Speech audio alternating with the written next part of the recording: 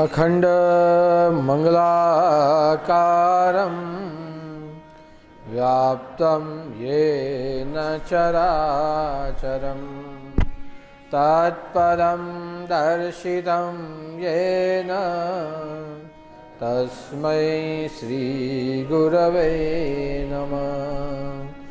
બ્રહ્માનંદમ પરમ સુખદમ કેવલમ જ્ઞાનમૂર્તિ દ્વંદ્વાતીતમ ગગન સદસમ તત્વમસ્યાદિલક્ષ્યમ એકમ નિત્યમ વિમલમચલમ સર્વધિ સાક્ષીભૂતમ ભાવાતીતમ ત્રિગુણરહિતમ સદ્ગુરુ ત્વં નમામિ.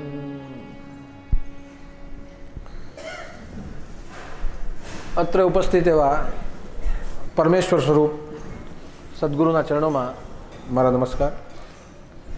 તેમજ અહીં ઉપસ્થિત તમામ નાથ ભક્તોને મારા જય ઉદૂત.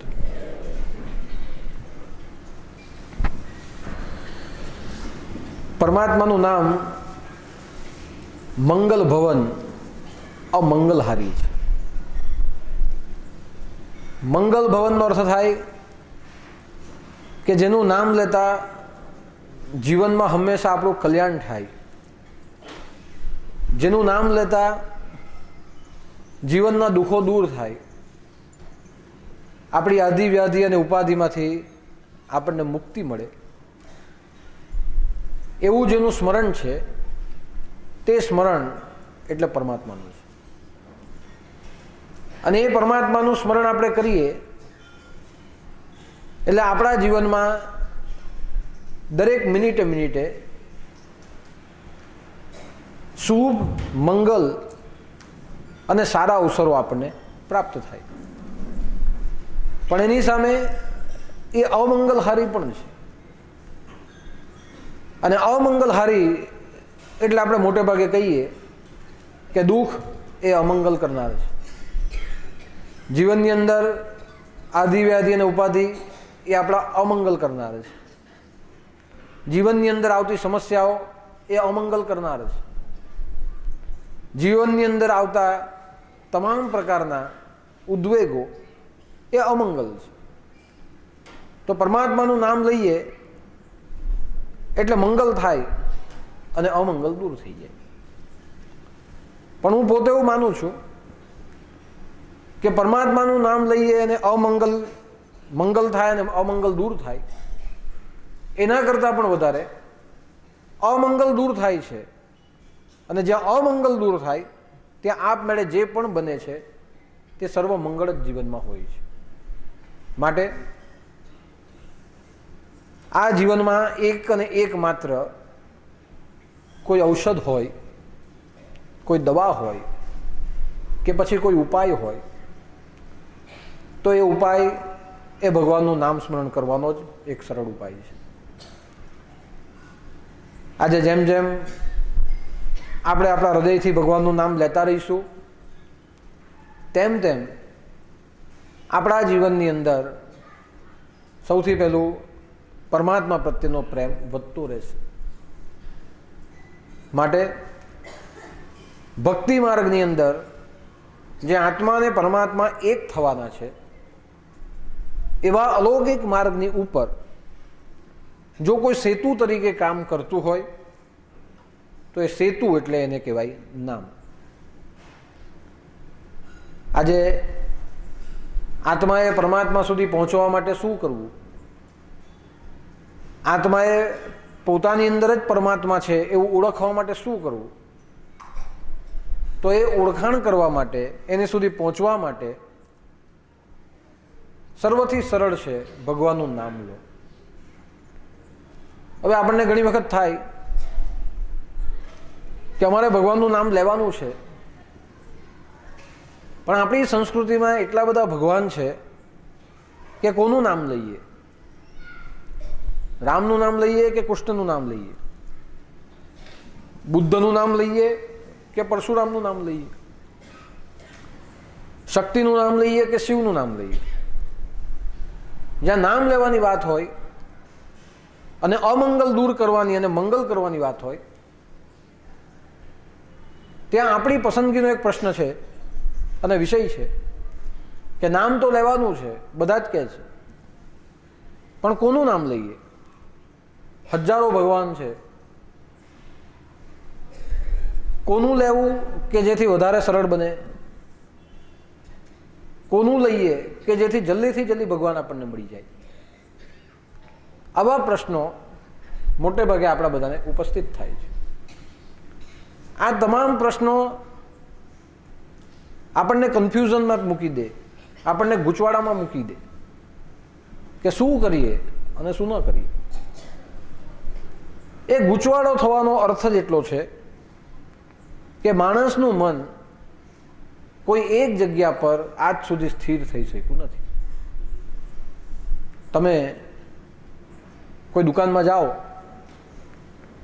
અને દુકાનમાં જઈને તમે કહો કે મારે એક સાબુ લેવો છે, પણ એવો સાબુ જોઈએ કે જેનાથી મારી ત્વચા શુદ્ધ થાય, તો દુકાનદાર તમને 10 પ્રકારના સાબુ બતાવશે, અલગ અલગ નામના સાબુ બતાવશે, અલગ અલગ સુગંધના સાબુ બતાવશે, એની અલગ અલગ બનાવટોના ફાયદા બતાવશે, કયો સસ્તો, કયો મોંઘો, કયો મીડિયમ, એ રીતે તમને બતાવશે.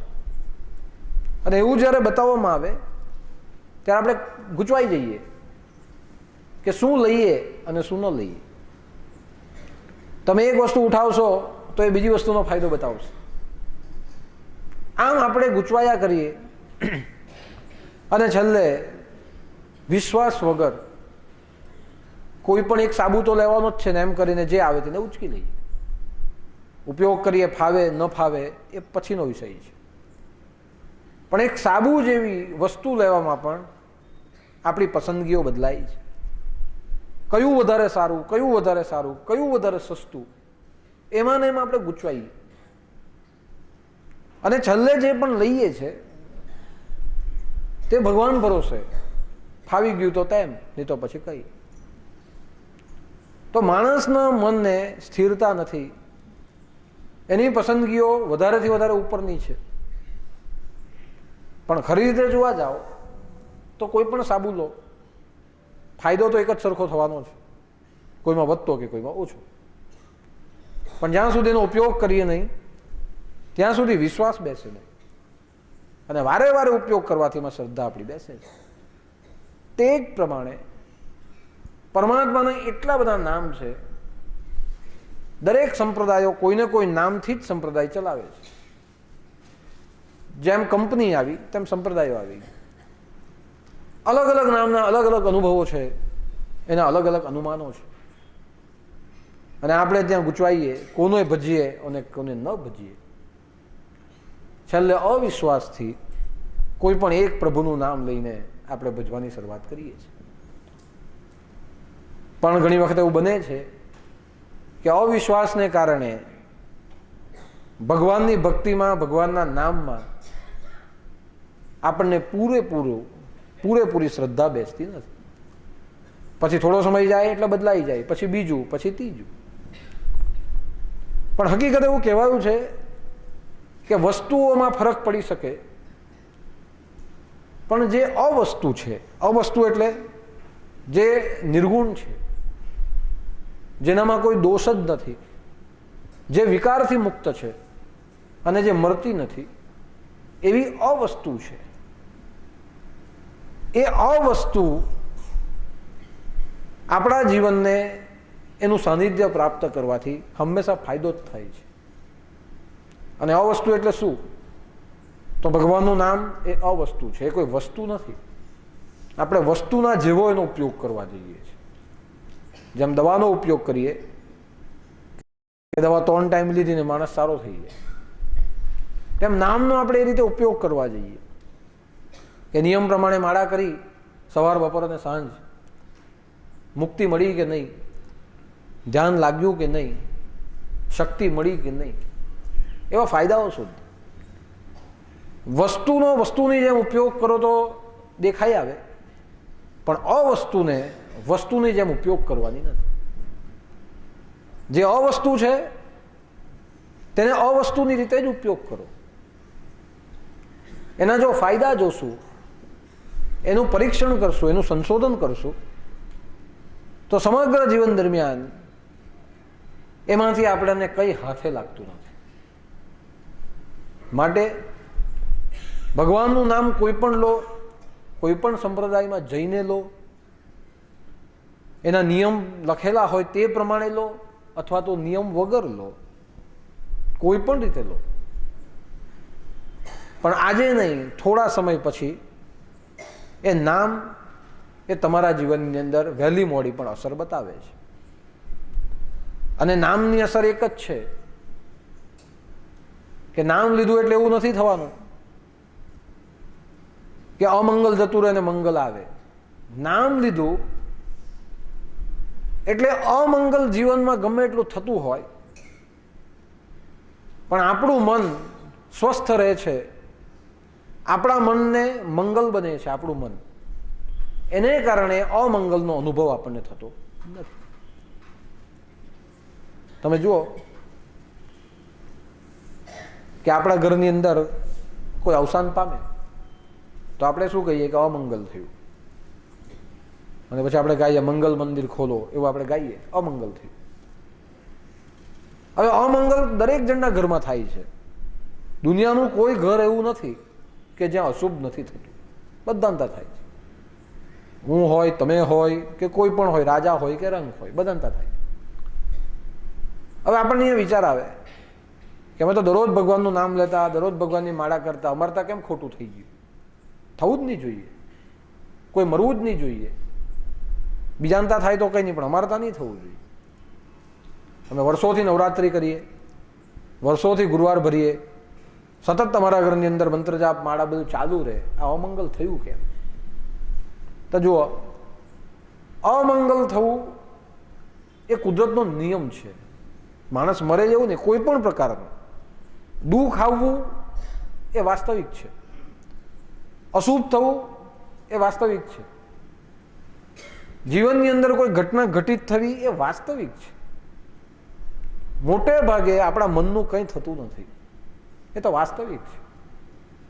પણ તમે જોશો કે અશુભ થાય છે અને ત્યારે આપણે ભગવાનનું નામ લઈએ છીએ, 10 દિવસ ભજનો ગાઈએ છીએ, 10 દિવસ વાયુ પુરાણ વંચાવીએ છીએ, ભાગવત વંચાવીએ છીએ, અને એ 10 દિવસ અમંગલમાં પણ મંગલ ઊભું કરીએ છીએ.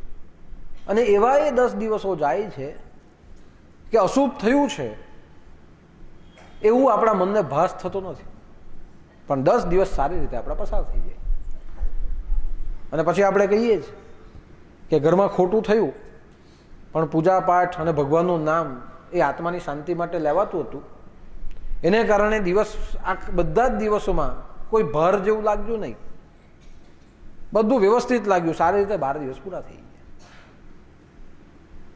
અને એ 12 દિવસ આપણા એવા જાય છે કે મરનારા માણસની આત્માની શાંતિ માટે આપણે બધું કરીએ છીએ,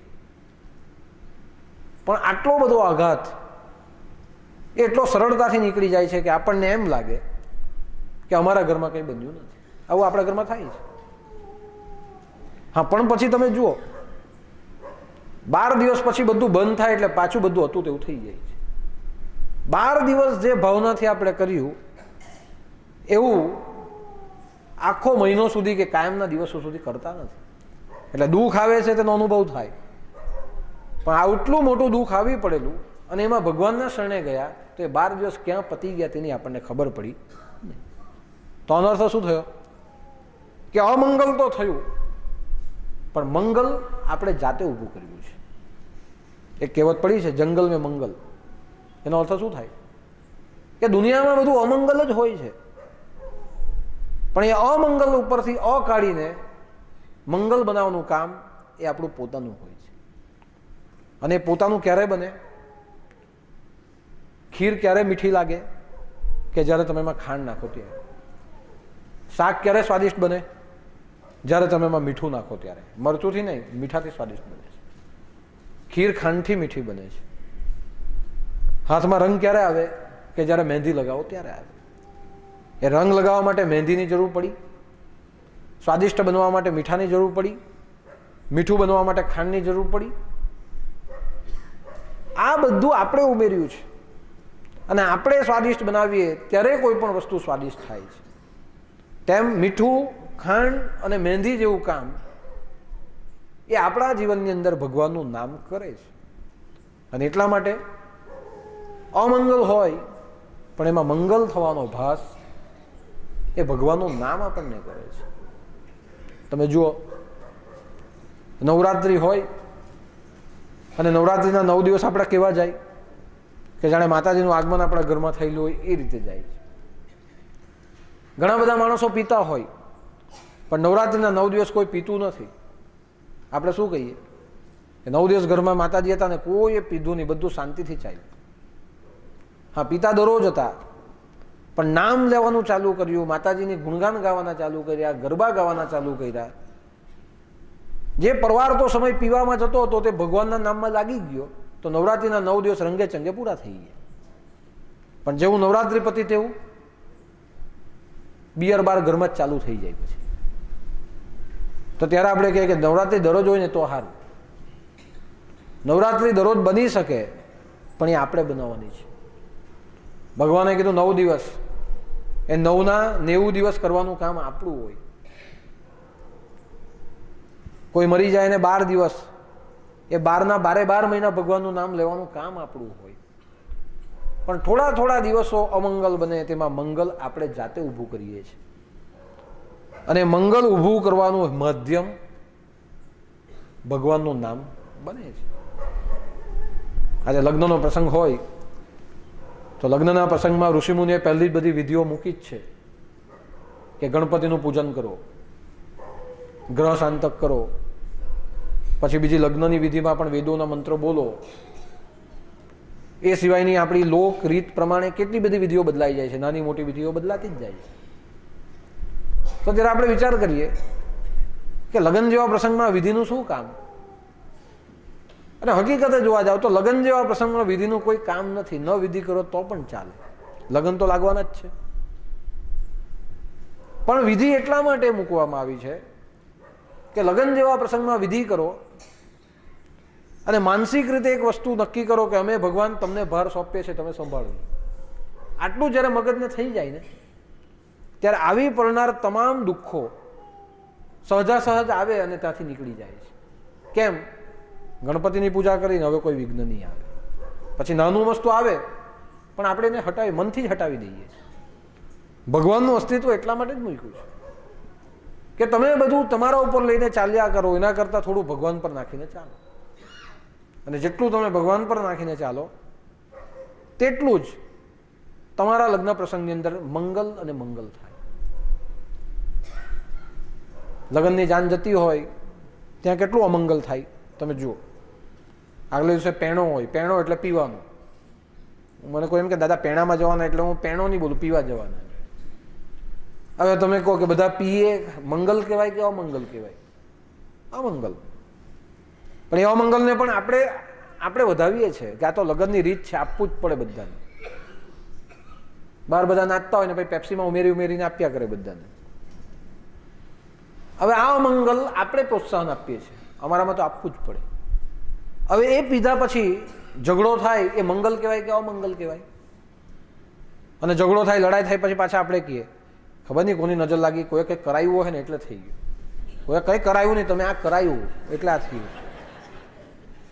આ પીવડાવતે નહીં ને તો આ બે લડતે નહીં, પણ આપણે કરાયું છે. આમાં શું છે એમ કે અમારા ગામમાં એટલું બધું બહારનું ચાલે ને કે સારું હોય ને તો અમારા ઘરમાં આવું જ કંઈ કરાવે. તમારા ઘરમાં કોઈ નહીં કરાવે, તમે બધાને બેહાડીને કરાવો છો. પીધું અને લડી લીધું, પણ દોષ બીજા પર ઠાલવ્યું. હવે આ મંગલમાં અમંગલ આપણે કર્યું કે નથી કર્યું? જાન આવે તેમાં પણ લડાઈ ઊભી થાય, જમવાની બાબતમાં લડાઈ ઊભી થાય, કેટલા બધા અમંગલ થઈ ગયા.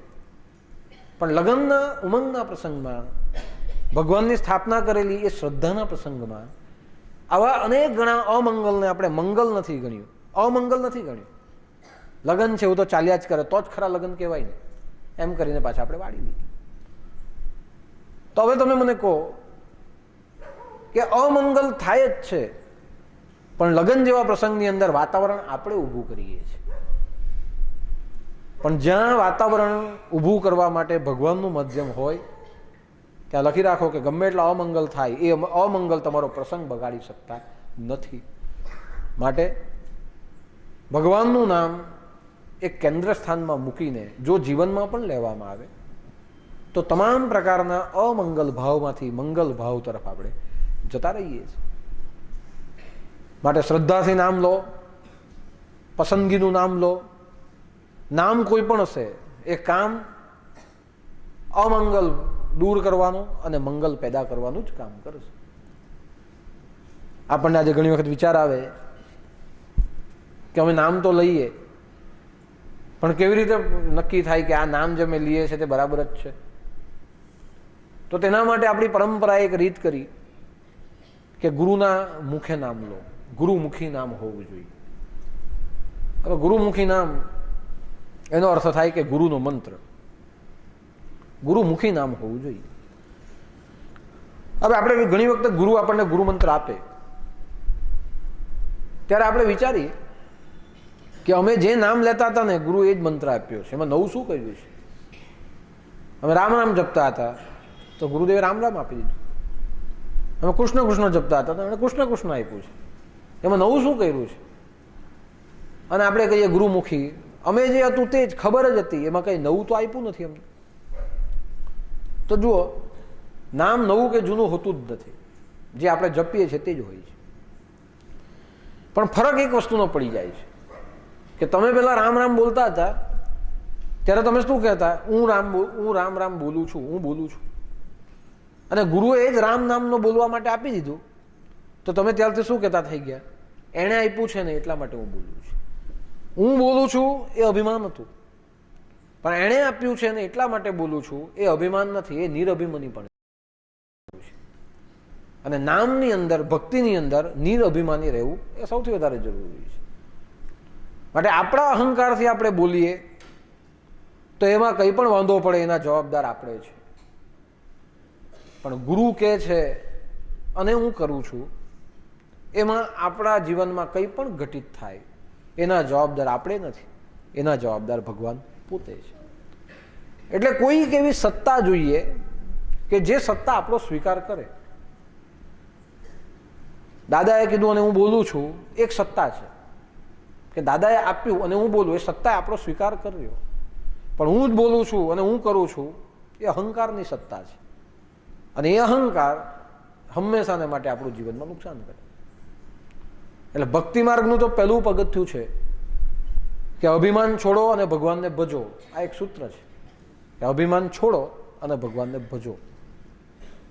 તે અભિમાન છોડવા માટે જરૂરી છે કે સદગુરુના મુખેથી ગુરુમુખી નામ આપણને મળે. અને જે વ્યક્તિ ગુરુમુખી નામનું સ્મરણ કરે છે એ નામની અંદરના તમામ ભાવો ધીમે ધીમે એની અંદર પેદા થાય છે. આપણે જે નામ બોલીએ તે સમજ્યા વગર બોલીએ છીએ, પણ જે નામ સદગુરુ આપણને આપે એની અંદર કોઈ સમજીને એ નામ આપણને આપે છે. આજે તમે જુઓ કે બાળક ભૂખું હોય, નાનું બાળક 1 મહિનાનું 2 મહિનાનું, એને ખોરાક શું લેવો એને કંઈ ખબર નથી, પણ જીવન જીવવા માટે, શરીરને બનાવવા માટે એને ખોરાક તો લેવો પડે છે. એ ખોરાકના રૂપમાં શું આપીએ એને? દૂધ. પણ દૂધ કયું? સૌથી પહેલું માનું દૂધ. માના સ્તનમાંથી નીકળેલું દૂધ એ જ છોકરાએ પીવાનું છે. તમે વાડકીએ વાડકીએ પીવડાવો તો તંદુરસ્તી ઓછી બનશે, પણ કુદરતી માનું દૂધ આવે ને માનું દૂધ દીકરો પી જાય તો એની તંદુરસ્તી વધારે બને. હવે દીકરાને એવી ખબર છે કે હું દૂધ પીઉં છું તેને દૂધ કહેવાય? એને નથી ખબર. દીકરાને એવી ખબર છે કે આ ગાયનું દૂધ છે, બકરીનું દૂધ છે, ભેંસનું દૂધ છે કે માનું છે? એ પણ એને નથી ખબર. પણ માને ખબર છે કે આ દૂધ પીએ છે તે મારું પીએ છે. દીકરો પીવાનું કામ કરે. જેમ આપણે મંત્ર બોલવાનું કામ કરીને તેમ દીકરો પીવાનું કામ કરે. શું બોલીએ છીએ એની આપણને ખબર નથી, તેમ શું પીએ છે એની પણ આપણને ખબર નથી. હા, પણ એક છે કે માના સ્તનમાંથી નીકળેલું દૂધ એ કાયમનું પૌષ્ટિક દૂધ છે.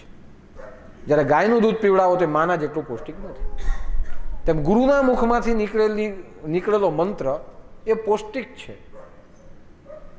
માં જે ખાય છે તેનું દૂધ બને છે.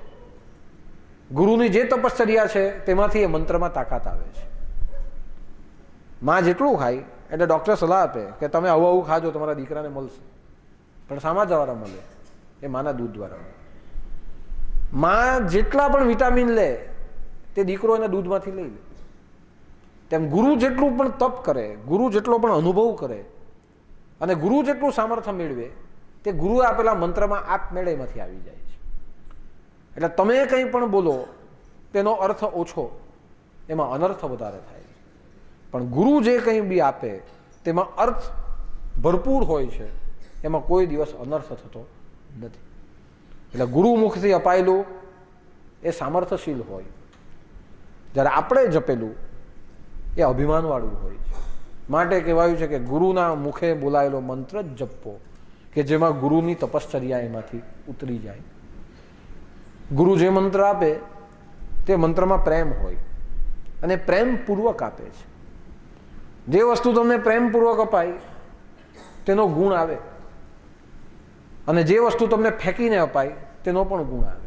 જો તમને કોઈ ઘરે જમવા માટે બોલાવે, આવો બેસો જમો, અને જેમ કૂતરાને રોટલી અપાય કે ગાયને રોટલી અપાય તેવી તમને જો કોઈ ફેંકીને આપે તો તમે લેશો? ફેંકીને આપે આપણે અપમાન લાગે, આપણે ઊભા થઈ જઈએ. પણ તમે જમવા જાઓ ને કોઈ તમને બાજુમાં બેસાડે, વ્યવસ્થિત રીતે પીરસે, તમારા વખાણ કરીને પીરસે, તો તમે બે નહીં તમે 5 રોટલી ખાશો. તેમ ગુરુ જે આપે છે તે પ્રેમપૂર્વક આપે, એટલે એ જ્યારે મળે ત્યારે અંદરથી પ્રેમ પેદા થાય. પણ આપણે જે મળે, આપણે જે લઈએ છીએ તે ફેંકેલું લઈએ છીએ. કઈ ચોપડીમાં હતું ત્યાંથી ઉઠાવી લીધું, કોઈ બોલતું હતું ત્યાંથી ઉઠાવી લીધું, કોઈનું કંઈ સાંભળીને આપણે ઉઠાવી લીધું, કોઈએ કંઈ કીધું કે આ કરવાથી ફાયદો થાય એટલે ઉપાડીને લઈ આવ્યા. પડેલું ઉપાડેલું છે, પણ આપણને આપેલું તે આપણે કોઈ દિવસ લીધું નથી. પડેલું ઉઠાવો એનું કોઈ મહત્વ નથી. આજે હજારો ચોપડી છે આ દુનિયામાં. સાબરી મંત્ર તમે જુઓ તો હજારો ચોપડી છે ને, કોઈ પણ મંત્રોની હજારો ચોપડી છે. જેમ ચોકલેટ ને ચણા વેચાય તેટલી બ્રાન્ડ વેચાય, તેટલી બ્રાન્ડમાં આવી મંત્રોની ચોપડીઓ મળે છે. એમાં બધા ફાયદા પણ લખેલા છે કે તમે આ કરો તો આ થાય, આ કરો તો આ થાય, જારણ મારણ ઉચ્ચાટન, તમે ઘરમાં બરકત નહીં હોય તો એ કરો, કોઈને વશીકરણ કરવું હોય તો આ કરો, બધું બહુ બહુ લખેલું છે. અને એવી બજારમાં પડેલી ચોપડીઓ આપણે ઉઠાવીને વાંચીએ અને પછી એ પ્રમાણે આપણે મંત્ર બોલીએ. પણ આજ સુધી એમાંનો એક પણ મંત્ર કોઈનો સક્સેસ થયો નથી. બધાને નુકસાન થયું છે. પણ એની સામે તમે જુઓ કે ગુરુના મુખે અપાયેલો મંત્ર જેણે પણ આજ સુધી જપ્યો છે એનું પોતાનું તો કલ્યાણ થયું છે, પણ આખા ખાનદાનનું કલ્યાણ થઈ ગયું. તમે એક જપો એમાં આખા ઘરને ફાયદો થાય. પહેલા ઘરમાંથી એક જ માણસ આવતો હતો, બધા નહીં આવતા હતા, પણ એક માણસ આવ્યો, ગુરુવાર ભર્યા, મંત્ર લીધો, દર ગુરુવારે મંત્ર કે દરરોજના મંત્ર જપતો થઈ ગયો. એને જોઈને બીજા થયા, ત્રીજા થયા. આજે ઘરની અંદરનું વાતાવરણ એવું છે કે નાના મોટા કલહ કંકાસ તો ચાલે છે, પણ ખરેખર જોવા જાય તો ઘરમાં બધા જ નોકરી કરે છે, બધા પરિવારની સાથે રહે છે. નાનો મોટો ઝઘડો થાય તો પાછા મળી પણ જાય છે અને પાછા દર ગુરુવારે આવે તેમ બધા વ્યવસ્થિત આવે છે. આ કલ્યાણ થઈ ગયું છે અહીંયા બધા. એક માણસ આવે છે અને બધાનું કલ્યાણ કરે છે. આ મંત્રનો પ્રભાવ છે, બજારના મંત્રનો કોઈ પ્રભાવ નથી. એ મંત્ર ખરેખર ખરા છે કે ખોટા એની કોઈ ગેરંટી ખરી? મંત્ર અંદર છાપી દીધા છે, જાત જાતના અક્ષરો લખ્યા છે, એવી કોઈ ગેરંટી ખરી, એવી કોઈ સહી કરી છે કે આ મંત્ર કહેવાય? પણ મોટા મોટા બધા શબ્દો સ્વાહા ને ફટ ને કુરુ ને આવા બધા શબ્દો આપણે જોઈએ એટલે ક્લીમ રીમ આવું જોઈએ એટલે આપણે એમ થાય નહીં આ બરાબર જ છે. પણ એનો અર્થ તો સમજો કે બરાબર બેસ્યું છે કે નથી બેસ્યું. આ દરેક શબ્દ છે એનો અર્થ છે. આવા અર્થો શબ્દો મોટા મોટા મૂકીને બનાવી દે એટલે આપણે કહીએ નહીં આ મંત્ર બરાબર જ છે. કોઈ એને વેરિફિકેશન કર્યું નથી કે આ મંત્ર આમ જ છે. પણ સદગુરુ જ્યારે પોતાના મોઢામાંથી આપે ત્યારે સમજવું કે આ વેરીફાઈ મંત્ર છે, આમાં કંઈ જોવાની જરૂર નથી. આ ગેરંટેડ મંત્ર છે, આ બ્રાન્ડેડ મંત્ર છે. કેમ? તો એણે ઉપયોગ કર્યો છે અને એ ઉપયોગ કર્યા પછી એ તમને આપે છે. એટલે તમે જોજો, જે કથાબો સાંભળતા હોય કે કથાબો વાંચી હોય તો દરેક જગ્યા પર જુઓ કબીરજી કયો મંત્ર જપતા હતા? રામ રામ. કબીરજીને મંત્રની ઈચ્છા થઈ કે મને મંત્ર મળે, ત્યારે એમણે એમના ગુરુ ગંગાનો ઘાટ ચડીને આવતા હતા. ગુરુદેવને કીધું હશે, પણ ગુરુદેવે કીધું હમણાં નહીં, પછી. પણ એક દિવસ ગુરુદેવ ગંગાનો ઘાટ ચડીને આવતા હતા, ત્યાં પગથિયા પર સૂઈ ગયા. અને ગુરુદેવ જેવો પગલા ચડવા માંડ્યા અંધારામાં, બ્રહ્મ મુહૂર્તમાં, અને જેવો પગ કબીરજી પર પડે એટલે તરત ગુરુદેવના મોઢામાંથી નામ નીકળ્યું, એ રામ. જેવો પગ પડ્યો, કબીરજીએ નક્કી કર્યું આજ મારો મંત્ર જપવાનું ચાલુ થઈ ગયું. હવે અમે જો રામ શબ્દ છે, વાલ્મીકીને મંત્ર મળ્યો છે તે રામ, નામદેવને મંત્ર મળ્યો છે વિઠ્ઠલ, કોઈને મંત્ર મળ્યો છે કૃષ્ણ. હવે તમે જુઓ, નાથ સંપ્રદાયમાં જે પ્રણાલીમાં મંત્ર આવ્યો છે તે ઓમકાર, ઓમ એકાક્ષર મંત્રનો જાપ એમ કરવા કીધું, એટલે એક મંત્ર ઓમ, ઓમ, ઓમ નમો નારાયણ, ઓમ બોલતા થઈ ગયા. હવે તમે બતાવો મને એમાં કે કોઈ એવો મંત્ર છે કે ફટ, સ્વાહા, કુરુ, રીમ, ક્લીમ, કોઈ છે? આવા મંત્રો આપણે જોઈને એટલે આપણને એમ લાગે આ કરી દઈએ ને મજા આવે. કોઈ જો મગજમાં આવે કે હમણાં પાડી દઈએ. હા, મોટા ભાગે બધા એવા ચોપડી લઈને જ ફરતા હોય, બહુ પાવરફુલ મંત્ર છે, ફટ, કુરુ, સ્વાહા પાડી જ દઈએ. ભાઈ પાડતા પાડતા વર્ષોમાં તું નહીં પડી જાય તો સારું. આપણે મંત્ર જપવાનો કોઈને પાડવા માટે જપવાનો છે કે આપણે પડી નહીં જઈએ સાચવવા માટે જપવાનો છે? નહીં, આમ કરે ને આમ પડી જાય, તેમ કરે ને તેમ પડી જાય. હવે હલકી માનસવાળા ઘણા બધા લોકો આપલે, ઘણા મંત્રોમાં તો બહુ લખેલું હોય કે આ મંત્ર કરો એટલે કનક વર્ષા મંત્ર, પૈસાનો વરસાદ પડે. એવું ક્યારે પડે? તો એમ કે આ રીતે જપવું પડે, એક ખાડો બનાવવો પડે, એમાં બેસવું પડે, રાતના 12 વાગ્યા પછી પડે. મેં જો ખાડામાં પછી તું જ નહીં દટાઈ જાય. મેં કહું થોડા દાડા કર્યું એણે, પછી કર્યું, થયું કંઈ થયું નહીં, એમ કે જવા દે ને. થતે પણ બધા ઘરવાળા ડિસ્ટર્બ બહુ કરે. તો મેં કહું હું કાં ઘરમાં કર્યો, બહાર જઈને કરવાનું. રોડ પર બહુ ખાડા ખોડાયેલા હોય પાઇપ માટે, ત્યાં બેસી જવા, એની હું કાં મહેનત કરવાની. પણ આવું કોઈ દિવસ સાર્થક થતું જ નથી. આપણા સદગુરુએ આપણને એક મંત્ર આપી દીધો, એ મંત્રને જુઓ કે આજ સુધી તમે જપો છો, જીવનમાં બીજું કંઈ મળ્યું કે નથી મળ્યું, પણ એક વસ્તુ પાકી છે કે તમને જીવનમાં ભરપૂર શાંતિ મળી છે આ મંત્ર જપવા. આજે હું ગેરંટી સાથે કહું, અહીંયા મારી પાસે જેટલા આવે તેના માટે હું ગેરંટી સાથે કહું કે 10,000, 15,000, 20,000 જે પણ માણસો આવતા હોય, ગેરંટી સાથે કહું કે આમાંનો એક પણ માણસ ઊંઘવાની ગોળી નથી લેતો, બધાને ઊંઘ આવે છે શાંતિથી. શાંતિથી ઊંઘ આવે. અને મારા જેવા કંઈ કેટલા કે જે અમે ઊંઘતા જ નથી, અમે જાગતા જ બેસી રહીએ છીએ. પણ એ જાગવાનો કોઈ ઉજાગરો નથી. કોઈ પણ પ્રોગ્રામ હોય હું ઉજાગરો કરું, પણ મને ઉજાગરો નડતો જ નથી. ઊંઘ આવે 5 મિનિટ, 10 મિનિટ, અડધો કલાક ઊંઘી લીધું એટલે એક અડધો કલાકની ઊંઘમાં મારી 8 કલાકની ઊંઘ ખેંચાઈ જાય. એવા કંઈ કેટલા છે જેને ઉજાગરો નથી નડતો, અને કંઈ કેટલા એવા છે કે જેને દવા લેવી નથી પડતી, બધા આરામથી ઊંઘ કાઢી લે છે. ચલો આનાથી મને વિશેષ બતાવો કે ગમે એટલું દોડ્યા પછી, ગમે એટલા ટેન્શનમાં પણ જો તમને ઊંઘ આવતી હોય તો આ કેટલી મોટી ગુરુ કૃપા. આ જ મોટી ગુરુ કૃપા છે. આજે છે ને હજારો ને કરોડો રૂપિયાના માલિકો એટલા નાણાં લઈને બેઠા છે કે આજની પરિસ્થિતિમાં તો કોઈને ઊંઘ પણ નહીં આવતી હોય. આજે જે બન્યું છે ને એમાં કોઈ ઊંઘતું પણ નહીં. આપણને જો કોઈ ટેન્શન નહીં મળે, ગમે એટલું હોય ને તો બી ઊંઘીએ છે આરામથી. 2 દિવસ, કાલે પરમ દિવસે પ્રોગ્રામ થયો, કાલનો દિવસ ખાલી ગયો, આજે પાછા બધા આવીને બેસી ગયા. ખાધું પીધું ને રાજ કર્યું. આવી જે વાર્તામાં જે અંતિ છે, ખાધું પીધું ને રાજ કર્યું. દત્ત જયંતિ પણ જલેબી ખાધી, આજે બી ખાધી, આવતા ગુરુવારે પાછું કંઈ નવું ખાવું.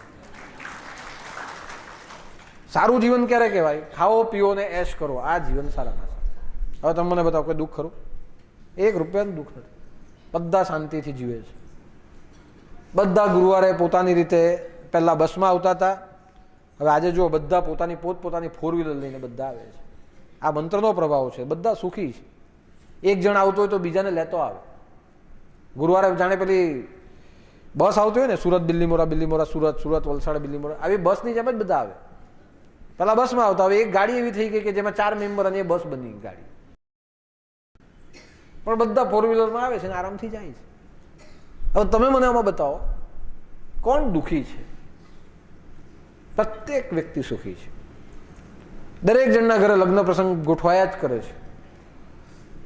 લગ્નના સિઝનની જો કંકોત્રી હું લઉં તો દર વખતે 15 થી 20, 20 થી 25 કંકોત્રી નવી નવી આવે. બધાને ત્યાં ગોઠવાયા જ કરે, નોકરીઓ બધાને મળ્યા જ કરે, બધા સુખી છે. અને જનતા લગ્ન ગોઠવાય તે પાછા કહેતા જાય કે દાદા ભલે લગ્ન ગોઠવી દીધા છે પણ ભંડારો તો અમારો પાક્કો જ છે. એટલે ત્યાં પણ ખર્ચો કરે ને અહીંયા પણ ખર્ચો કરે. આ જો આ કેટલી મોટી સગવડ છે તમારી કે કંઈક મળતું હશે તો તમે આપી શકો છો. પણ આ બધું થયું ક્યારે? ચોપડીમાં લખેલા મંત્રોથી નહીં, ગુરુના મુખે અપાયેલા મંત્રોથી આ બધું સિદ્ધ થયું. આટલા માણસોમાંથી મને કોઈ એવો માણસ બતાવો કે જેની કાયમની દવા ચાલતી હોય. હા, બનવા કાળ બને, કોઈને કેન્સર થાય, કોઈને બનવા કાળ બને, પણ મોટે ભાગના માણસો એવા છે જેને કોઈ તકલીફ નથી. હા, થોડા ઘણા માણસને કોઈને કફ હોય ને કોઈને એસિડિટી હોય, આ બધાને થયા કરે. થોડું ઘણું કોઈને પ્રેશર હોય, પણ એ સિવાય બીજું કંઈ નહીં. જો આપણને ગમે એટલું પ્રેશર હોય ને, એટલું યાદ રાખવું, આપણા માથા પર જ્યાં ગુરુનું પ્રેશર હોય ને ત્યાં કંઈ થાય નહીં. અને એટલા માટે કહું કે ગુરુના મુખે મંત્ર મળે ત્યારે એની સત્તા આપણી ઉપર કામ કરે. અને એની સત્તામાં રહીને જ્યારે તમે કંઈ પણ જપો, કંઈ પણ કામ કરો, દીકરો બાપની સત્તામાં નિશ્ચિંત હોય તેમ આપણે આપણા ગુરુની સત્તામાં આપણે નિશ્ચિંત છીએ. અને જ્યારે નિશ્ચિંત થઈ જાઓ અને નિશ્ચિંત થઈને તમે જે પણ કંઈ કરો તેમાં તમારું ધ્યાન લાગે, તેમાં તમારી એકાગ્રતા બને, તેમાં તમને એ નામ જપતા એનો અનુભવ તે જગ્યા પરથી આવે. પણ ટેન્શન હોય તો કોઈ પ્રકારનો અનુભવ જીવનમાં થતો નથી. માટે કહેવાયું કે ગુરુ મુખે મંત્ર લો એટલે ટેન્શનથી મુક્ત, અભિમાનથી મુક્ત. આજે આપણા ઘરની અંદર લગ્ન હોય ને તો ભલે ખુશીનો માહોલ હોય પણ ટેન્શન હોય, એટલે આનંદ હોય પણ એમાં ચિંતા હોય. એ ચિંતા આપણા આનંદને ખાઈ જાય, 100% આનંદ અનુભવવા નહીં દે. દીકરીના લગ્ન હોય તો ટેન્શન, જાન આવશે ક્યારે, જશે ક્યારે, કેમ થશે. ઉમંગમાં હોઈએ આપણે, કપડાં નવા પહેરીએ, ઘરેણાં પહેરીએ, નાચીએ, કૂદીએ, બધું કરીએ, પણ મનમાં એક ટેન્શન કે બધું બરાબર પતી જાય તો સારું, કંઈ ઘટવું નહીં જોઈએ. પણ તમે એમાં જુઓ કે જે જાનમાં આવેલા હોય એને કોઈ ટેન્શન ખરું? મારે ઓલે એ લોકોના લગ્ન, હું તો ખાવા પીવા નાચીને ચાઈ લો. તો ખરેખર લગ્નની મજા કોણ માણે? આપણા ઘરના લગ્નમાં આપણે મજામાં નથી માનતા, પેલા બહારના મજા મારી જાય છે. બસ તૈયાર થઈને આવે, ખાઓ પીઓ, નાચો કૂદો, નીકળી જાઓ. એ લોકો કે આના લગ્નમાં ગયેલા ને ત્યારે મજા આવેલી. પણ જે લગ્ન કરતો ને તેને પૂછો તારા લગ્નમાં તને મજા આવી કે? એને પૂછો. આમાંનો કોઈ એમ કહે ને કે મારા લગ્નમાં મને બહુ મજા આવેલી, તો એને આપણે બધું જ પૂછીએ પછી. પણ એના લગ્નમાં એને મજા નથી આવતી જે બીજા લગ્નમાં આવે ને પારકા, આપણા કરતાં વધારે મજા પારકાને આવે. કેમ? એને કોઈ ટેન્શન નથી. અને આપણને મજા કેમ નહીં આવી? ટેન્શન છે. પેલાને મજા કેમ નહીં આવી? એ ટેન્શન છે કે મારું હીધું પતી જાય તો સારું, એને ટેન્શન છે. એટલે જ્યારે આપણે ચિંતામાં હોઈએ, પોતાની અહંકારથી જ્યારે આપણે કંઈ પણ કરતા હોઈએ ત્યારે એકાગ્ર થવાતું નથી. પણ કોઈની સત્તામાં આવીએ ત્યારે એ જવાબદારી એની થાય અને આપણે ટેન્શન મુક્ત થઈને એ નામનો અનુભવ આપણે કરી શકીએ. એટલે કહેવાયું કે ગુરુનું નામ ગુરુ આપે તે મંત્રથી લો, એમાં ગુરુનો અનુભવ સમાયેલો હોય. ગુરુ અનુભવવાળું આપે ત્યારે એ આપણને માફક આવે, અને એ એવું માફક આવે જેવું ઔષધ કામ કરે તેવી રીતે આપણા આત્માને એ વસ્તુ મળે છે. અને એ વસ્તુ જ્યારે આપણા આત્માને મળે છે ત્યારે આત્માની દિવ્યતા જે છે તેમાં ઓર વધારો થાય છે, અને એ નામ પ્રેમવાળું નામ બને. આ મેસેજમાં હું લખ્યું છે કે ગુરુ નામ આપે તેમાં પ્રેમ હોય, અને જ્યાં પ્રેમ હોય ને તેમાં જ પ્રાગટ્ય હોય છે. પ્રેમ વગર કોઈ જગ્યાએ પ્રાગટ્ય નથી. આપણા દીકરામાં જો આપણને પ્રેમ નહીં હોય ને તો એમાં પ્રગટપણું આવતું જ નથી. પણ દરેક માં પોતાના દીકરામાં ભગવાનને જોઈએ કે અમારો, મેં ઘણાને જોયા છે, દરેક મા બાપને કે છોકરું જ્યાં નાનું હોય ને ત્યારે કૃષ્ણ ભગવાનનો ફોટો લગાવે, જો એટલે તરત કે મારો દીકરો તો છે ને આ કનૈયા જેવો છે. એ કેમ બોલાય? ચાલો એ મને કહો, એ બોલવાનું કારણ કેમ? તમારા દીકરામાં તમને પ્રેમ છે એટલે કૃષ્ણ ભગવાનનું પ્રાગટ્ય, કનૈયાનું પ્રાગટ્ય તમારા દીકરામાં થાય છે. નાનો છોકરાને જો કૃષ્ણની ચરિત્ર કહે તો પોતાની માને જશોદા તરીકે જોઈ. કેમ? તો એને મા પ્રત્યે પ્રેમ છે એટલે એના વ્યક્તિત્વમાં એને જશોદા દેખાય. દીકરો મોટો થાય તો એમાં આપણે રામ પણ જોવા મળે. જો એનામાં પ્રેમ હોય તો એ રામ ત્યાં દેખાય છે.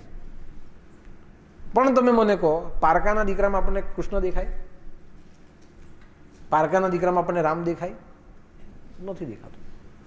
પણ પોતાના દીકરામાં કેમ દેખાય? જ્યાં પ્રેમ હોય ત્યાં ભગવાનનું પ્રાગટ્ય થાય છે.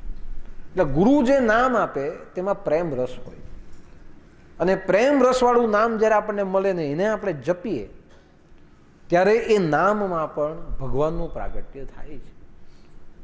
આજે પ્રેમ વગર કોઈ પણ જગ્યા પર પ્રાગટ્ય નથી.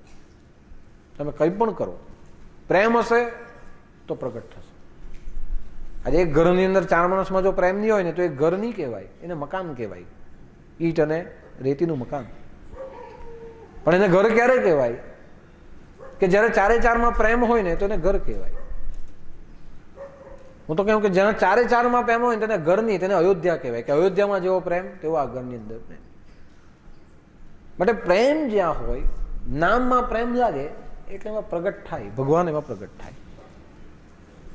અને એ પ્રગટ જ્યારે ભગવાન થાય છે ત્યારે એનું પ્રાગટ્ય ક્યાં થાય? આપણી અંદર જ થાય. નામ કોઈ બહાર પડેલી વસ્તુ નથી. તમે આંખ બંધ કરો કે ખુલ્લી આંખે જપો છો, અંદર ચાલુ જ છે, ચાલુ છે, ચાલુ છે. તો એ ભગવાનનો પ્રેમ આપણી અંદર પ્રગટ થાય.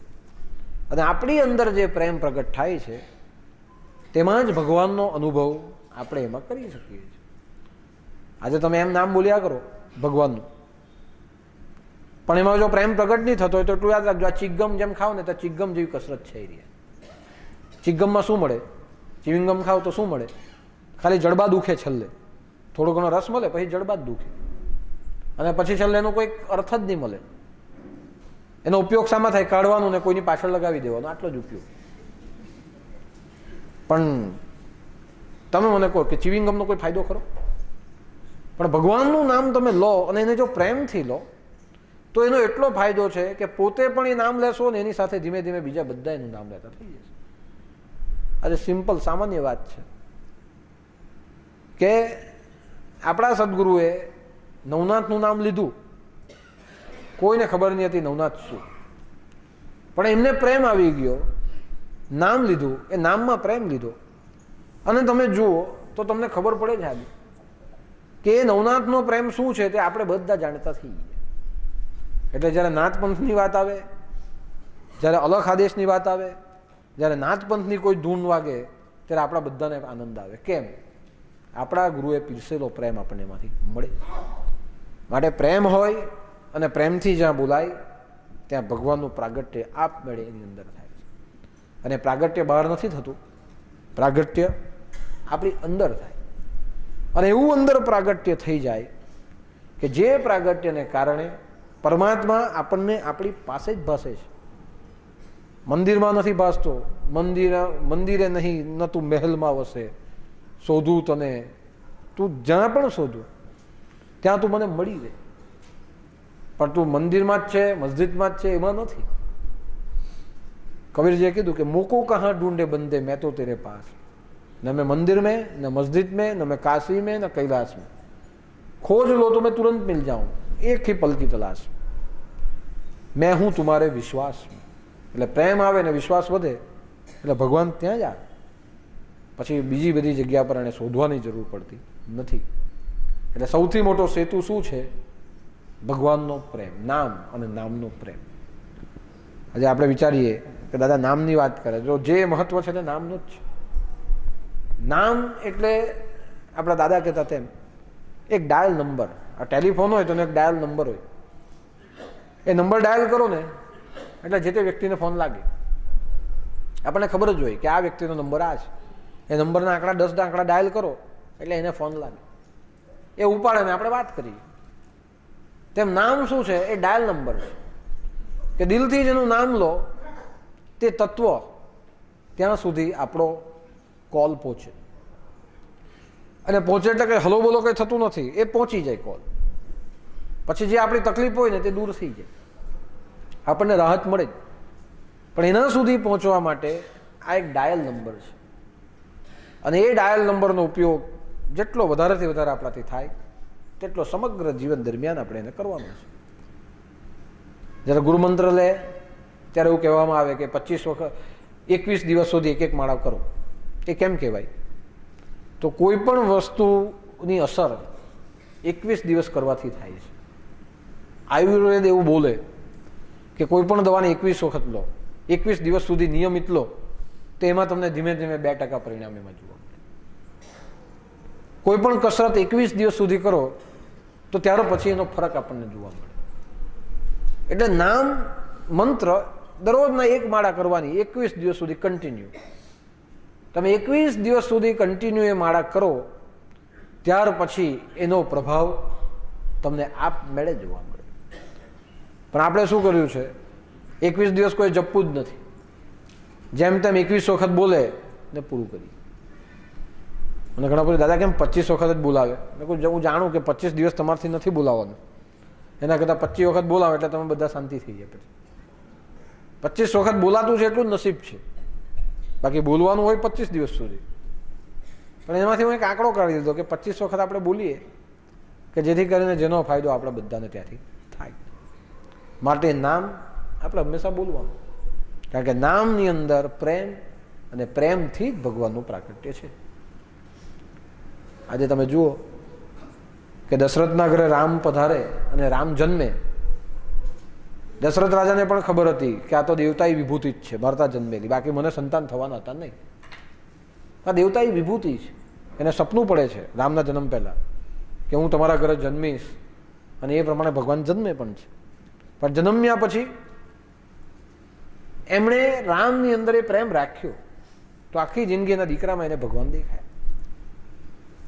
પુંડરીક હતા, તેણે મા બાપમાં ભગવાનને જોયા, ત્યાં પ્રેમનું પ્રાગટ્ય થયું. અને મા બાપની સેવા કરતાં કરતાં ભગવાન આવીને પાછળથી બોલાવે કે હું આવ્યો છું, જોતો ખરો. ત્યારે એમણે કીધું કે મારા મા બાપની સેવા કરું છું, પછી આવજો. ત્યારે પેલા વિઠ્ઠલ ભગવાન કહે કે તને ખબર નથી, મારા માટે હજારો વર્ષો સુધી લોકો તપશ્ચર્યા કરે તો બી હું આવતો નથી, અને તને હું બોલાવું છું, તું મારી બાજુ જોતો નથી. તો ત્યારે એટલું જ કીધું, મારા મા બાપની સેવા કરું છું, આજ મારી પૂજા છે. એ સૂઈ જાય પછી જોઉં, ત્યાં સુધી ટાઈમ નથી મારી પાસે. ભગવાન કે હજુ કહું છું જોઈ લે, નહીં તો હું જતો રહીશ. જતા રહેવું છે, ઊભી રહ્યો, એક કામ કરો. આજુબાજુ જોયું, બેસવા છરો લઈને ગઈ. જેવો ઉદ્ધવ, એમનો એક શિષ્ય તો ઉદ્ધવ ને બીજો કલ્યાણ, ત્રીજો રામદાસ સ્વામી. જેવી ગઈ એટલે રામદાસ સ્વામી ઊભા થાય એવો પહેલા કલ્યાણ ઊભો થયો, મારું કાપી લો, નહીં કાપ્યું. પછી ઉદ્ધવ ઊભો થયો, એનું પણ નહીં. રામદાસ સ્વામી કે મારું કાપો, એનું પણ નહીં કાપ્યું. અને પછી અંદરથી અવાજ આવ્યો कि महाराज बाहर बैठे हो, अंदर आ जाओ, ये सब बीच में बैठे थे, अभिमानी, इसके लिए ही मैंने ये किया, अंदर आ जाओ. रामदास स्वामी अंदर ગયા, દત્ત ભગવાનને પગે લાગે. પેલો જે ફકીર હતો તે દત્ત ભગવાનના રૂપમાં આવી ગયો અને તરત જ દર્શન દીધા. અને પછી કીધું દત્ત ભગવાને कि आपका तो अधिकार था, आप अंदर आ सकते थे, आप क्यों नहीं आए, मैं आपको अकेले भी दर्शन दे देता. ત્યારે रामदास स्वामी કીધું कि महाराज मैं चाहता तो आ सकता था, लेकिन इनमें अभिमान था, और अभिमानी को कभी भगवान के दर्शन नहीं होते, इसलिए मैंने सोचा कि मैं यहाँ ही बैठूं, अगर मुझे मिले दर्शन तो उसके साथ सबको मिल जाए, इसीलिए मैं यहाँ बैठा था, सबको करवाने के लिए. ભગવાન દત્તાત્રેય પ્રગટ થયા, બધાને ત્યાં બોલાવ્યા, અને બધા બ્રાહ્મણોને પણ દર્શન થયા. એટલે જો આ પ્રેમ કે मेरी इच्छा थी कि मेरे साथ सबको दर्शन हो जाए, मैं अकेले करके क्या करूं, मेरे को दर्शन मिलेंगे तो सबको मिलेंगे, इसीलिए मैं बहार. તરત ભગવાને દર્શન આપી દીધા અને બધાને ઉદ્ધાર કર્યો. હવે આમાં જો કેટલું શીખવા મળે કે પેલા 3 શિષ્ય ડોકું આગળ કરી દીધું કે યતન વિષ કી બેલડી, મન અમૃત કી ખાંડ, શીશ દિએ જો ગુરુ મિલે તો બી સસ્તા જાન. આ બોલાય છે કે ડોકું કાપતા પણ જો ગુરુ મળી જાય તો નસીબ માનો કે આપણને કંઈ મળે છે. ગુરુ એમ મળતા નથી. અને આ લોકો ડોકું કપાવવા તૈયાર થઈ ગયા તો સાક્ષાત ભગવાન ત્યાં પ્રગટ થયા. એ વાર્તાનો સાર છે કે 25 મરઘા એટલે શું, તો આપણું શરીર 25 તત્વોનું બનેલું. 5 જ્ઞાનેન્દ્રિય, 5 કર્મેન્દ્રિય, 5 જ્ઞાનેન્દ્રિયના પ્રકાર, 5 કર્મેન્દ્રિયના પ્રકાર, મન, બુદ્ધિ, ચિત્ત અને અહંકાર, કામ, ક્રોધ, લોભ, મોહ, મદ અને મત્સર, આ 6 બકરા. 3 રજોગુણ, તમોગુણ ને સત્વગુણ. આ રીતે આ બધું એને હોમી દીધું. અને એક પાડો એટલે અભિમાન, અહંકાર, એને હોમી દીધું. એટલું હોમે ત્યારે જ એને ભગવાન મળે. અને એ ક્યારે હોમાય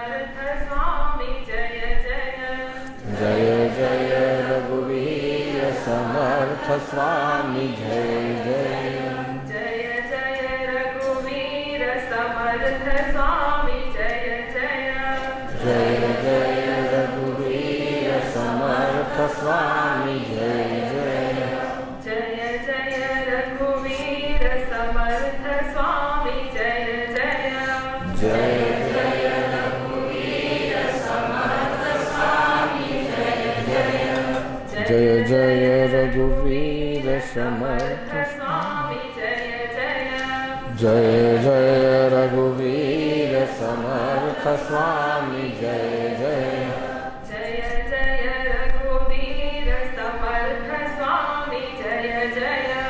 જય જય રઘુવીર સમર્થ સ્વામી જય જય. જય જય રઘુવીર સમર્થ સ્વામી જય જય. જય જય રઘુવીર સમર્થ સ્વામી જય જય.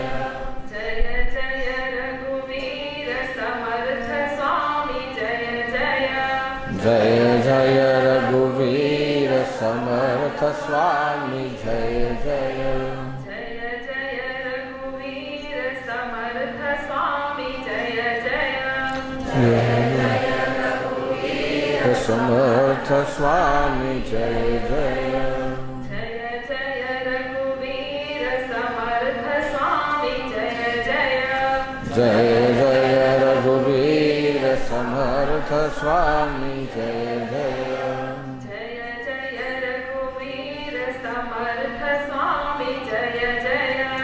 જય જય રઘુવીર સમર્થ સ્વામી જય જય. જય જય રઘુવીર સમર્થ સ્વામી જય જય. જય જય રઘુવીર સમર્થ સ્વામી જય જય. જય જય રઘુવીર સમર્થ સ્વામી જય જય. જય જય રઘુવીર સમર્થ સ્વામી જય જય. જય જય રઘુવીર સમર્થ સ્વામી જય જય. જય જય રઘુવીર સમર્થ સ્વામી જય જય. જય જય રઘુવીર સમર્થ સ્વામી જય જય. આજની વિચાર ગંગાનો મેસેજ હું વાંચું, તમે પણ મારી સાથે વાંચો. અને આ જે મેસેજ છે તે પરમાત્માના નામમાં પ્રેમનું પ્રાગટ્ય એ બાબતનો મેસેજ છે. એને આપણે સદગુરુના ચરણોમાં અર્પણ કરીએ. હું બોલું, તમે પણ બોલજો. जब तेरी कृपा बरसे तब धन्य हमारे भाग्य. रात दिन रटण करूं जय जय जय नवनाथ.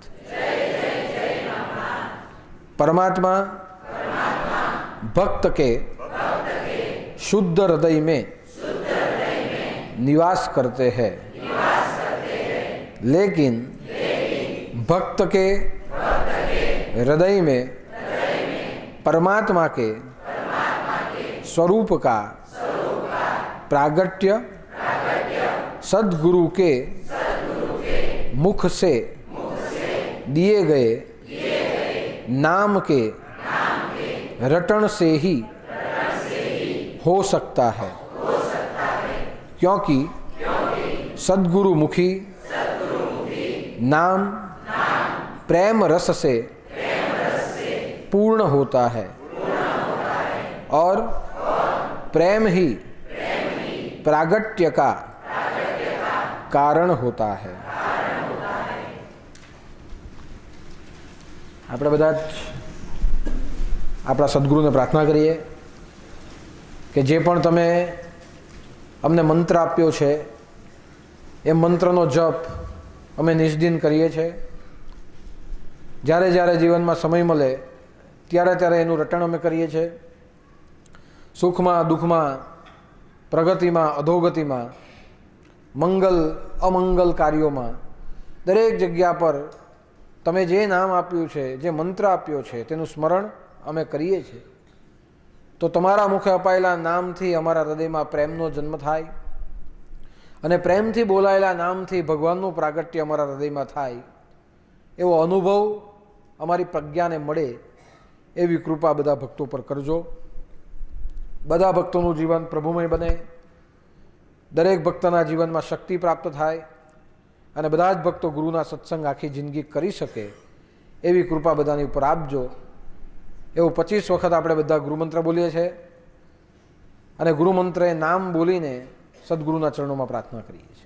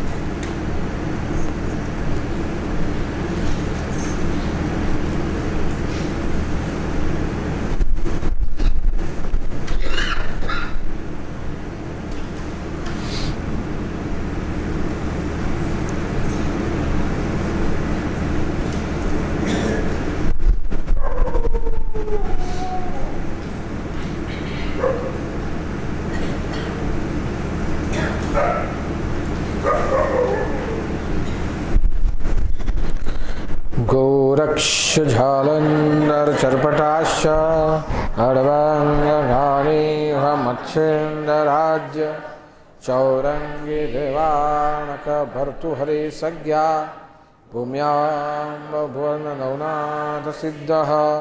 जय जय मच्छेन्द्र समर्थ, जय जय मच्छेन्द्र समर्थ, जय जय मच्छेन्द्र समर्थ.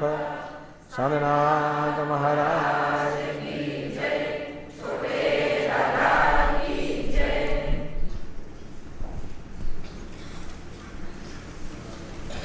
આરતીના નામ બોલું, અહીં આવી જાઓ. પંકજભાઈ લાડ, નવનાથા